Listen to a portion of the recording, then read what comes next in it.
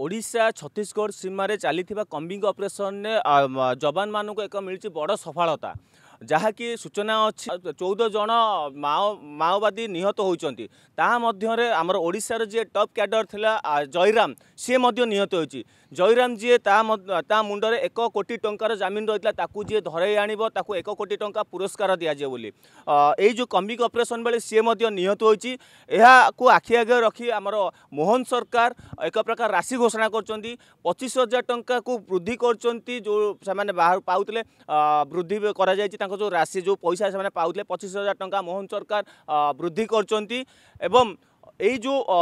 Combing operation को आहरी जोरदार करने निर्देश देते आमर जी अच्छा महानिर्देशक जी अच्छा YB खुरानिया आज जाकि छत्तीसगढ़ से पहुँचती 1-to-1 आलोचना हम जो उपरस्थ अधिकारी मैंने अच्छा किपर भाव में माओ दमन संपूर्ण भाव जीरो प्रति आलोचना आज समस्त सहित एक कार्यक्रम रही आलोचना करने भुवनेश्वर विकास महाराणा सहित दिल्लू राउत न्यूज आवर ओडिशा।